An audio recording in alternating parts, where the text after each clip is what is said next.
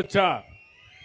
అదే సమయంలో ఆ మద్యం పాలసీలో బీసీలకు రిజర్వేషన్లు పెట్టాలని ఎవరైతే శెట్టి బలిజ ఈడిగా అదే మరిగా మిగిలిన గౌడ వీళ్ళందరి కోసం 10% షాపుల్లో రిజర్వేషన్లు పెట్టిన పార్టీ తెలుగుదేశం కూటమి ప్రభుత్వం అని చెప్పి కూడా నేను మీకు తెలియజేస్తున్నా. ఇంకొక 10 రోజుల్లో కొత్త పాలసీ వస్తుంది.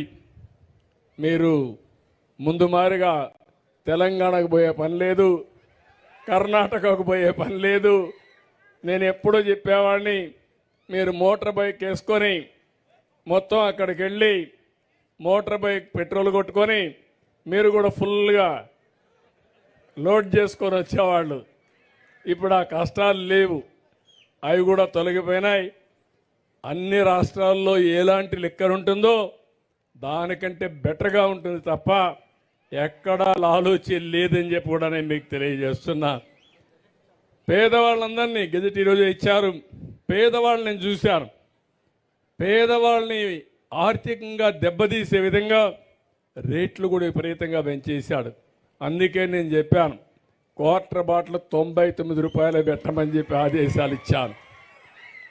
కనీసం తాగే అలవాటు ఉంది, కానీ డబ్బులంతా దానికి తగలేస్తే కడాన పిల్లలు చదివించాలన్నా ఇంట్లో ఖర్చులు కూడా డబ్బులు ఇచ్చే పరిస్థితుల్లో లేరు.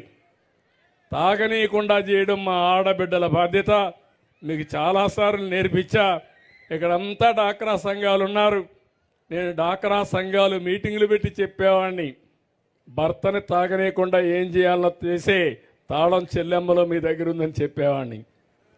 కానీ ఇప్పుడు కూడా మీరు తాగనీయకుండా చేయగలిగితే చాలా సంతోషం. దానికి కూడా ఒక 100 కోట్ల రూపాయలు ఖర్చు పెట్టి మద్యాన్ని తాగనీయకుండా అలవాటు మార్పించడానికి ప్రయత్నం చేస్తా. అది కూడా ముందుకు పోదామని చెప్పి కూడా నేను మీకు తెలియజేస్తున్నా. అదే మరిగా కర్నూలులో ఆ రోజు ఎన్నికల్లో చెప్పాం, కర్నూలు టౌన్ని మంచి టౌన్గా తయారు చేసే బాధ్యత మాది. నమ్మకం పెట్టుకొని టీజీ భరత్ అయితే బ్రహ్మాండమైన మెజారిటీతో గెలిపించారు.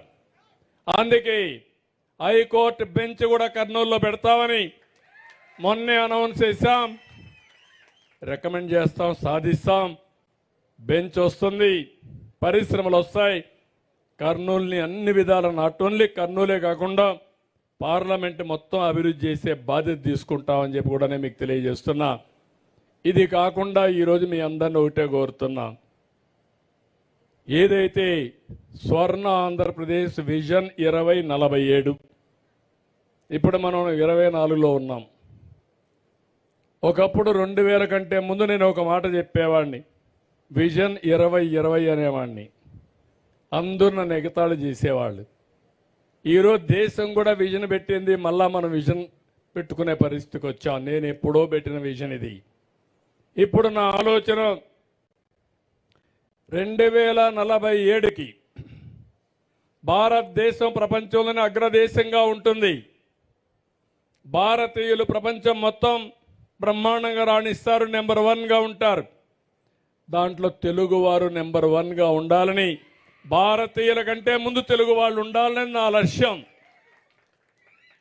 అందులో దేశంలో నెంబర్ 1 రాష్ట్రం ఏదంటే దానికి చిరునామాగా ఏది ఉండాలి తమ్ముళ్ళు అని మిమ్మల్ని అడుగుతున్నా. సిద్ధమా మీరు? అందుకే ముందుగా స్వర్ణ గ్రామం కింద మీ ఊరిని తయారు చేయాలి. ఇప్పుడు మీరందరూ